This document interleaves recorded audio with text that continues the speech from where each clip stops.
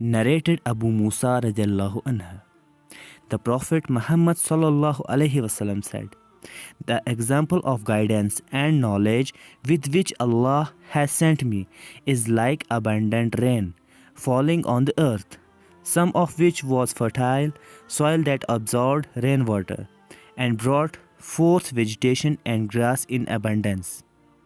And another portion of it was hard and held the rainwater, and Allah benefited the people with it, and they utilized it for drinking, making their animals drink from it, and for irrigation of the land for cultivation. And a portion of it was barren, which could neither hold the water nor bring forth vegetation.